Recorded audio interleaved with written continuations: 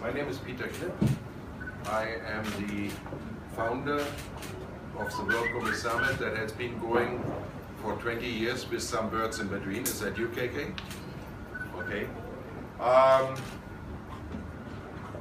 For 20 years, we have brought chefs from all over the world to be guests in our kitchens in Singapore. 5 years ago, we started a discussion. And today is an immensely proud day for me. When I started the World Gourmet Summit, we had a gentleman by the name of Michael Tino. He came from the US, Hudson Valley foie gras, brought his foie gras here. You know, the healthy liver that every doctor advises you to be happy on.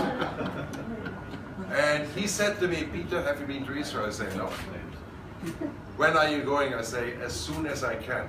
That was 20 years ago. I haven't been yet. But I have beaten up by many people, and I will eventually go. That's a promise. The former president of the Israeli Chefs Association, Mr. Uri Goodman, is a good personal friend. He's now in his late 80s, and he's still in touch with me. Despite his advanced level of maturity, he is very heavy on Facebook, Instagram, and I don't know what else. So I've never made it. But what's the next best thing? And what is World Gourmet Summit all about? If you can't go, you bring him here. 5 years we have worked on getting a chef from Israel into Singapore. And it finally succeeded. I want to say thank you to Ambassador John. I want to say thank you in absence to Mikael, who is no longer with us, but has been replaced by this lovely lady, Leah. They're the real stars. The seed was sown, however, the tree started to grow 2 years ago when we came out of a charity dinner at the W Hotel in Sentosa. Ambassador was there, and a gentleman that is not really unknown. He's rather famous. Mr. Victor Sassoon. Don't shy. You're not shy.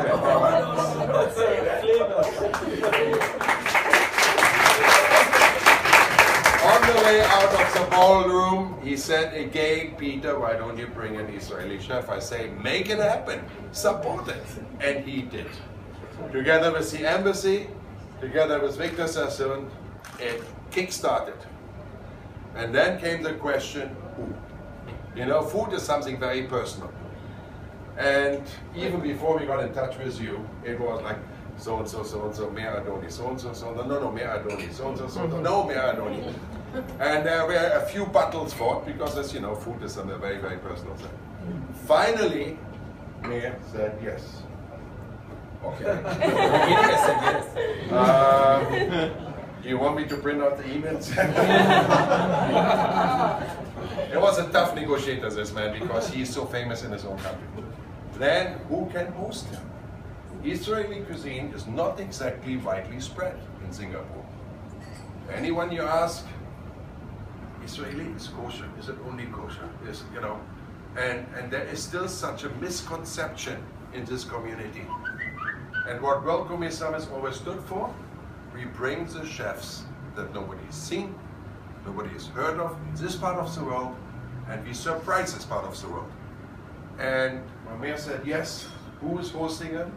Daniel, the disgruntled chef. What a name for a restaurant. Disgruntled chef. He's been super successful for many years, and he immediately said, sure, why not? By the way, what is Israeli cuisine? So we started this whole process of discussion. And we know that products from Israel are available the world over. I still remember Durot came the first time, and you know, chefs always, they bluff a lot. Only fresh ingredients. Now, what is fresh? Durot has a herb farm in Israel where you freeze in the freshness.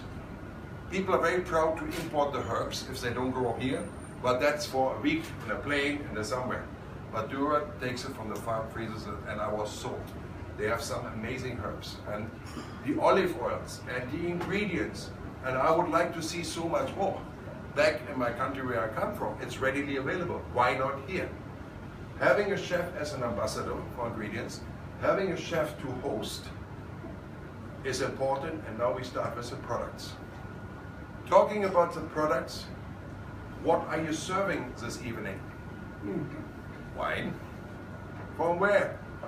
Israel.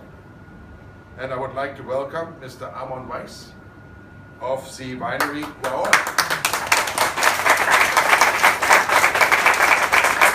I've heard of the wine, I've tried, but he just made the best sales job in the world. I've got 2 special bottles, you have to try one. So all of you that want to try a special bottle, sorry, one bottle is reserved for Papa, you know, the rest you can share. But Israeli wine is a great product. But like many countries, the Israelis have a tendency to drink it themselves because they don't produce enough. This is what happened in Australia 20, 30 years ago. What we got overseas were the plastic boxes, and all the good stuff stayed in Australia. Now I hope we don't have to repeat that in Israel because you have great product. Export it. Bring it here. Let people experience and learn. It's been a very tough job to make this happen, but as you can see, it's a full house. And that in itself speaks volumes. So ladies and gentlemen, may I represent Chef Meir, Chef Daniel, and all those wonderful people that made it happen. We are utterly grateful. I think you're in for a gastronomic surprise. Not just of a day or a week, I think of the year. Oh.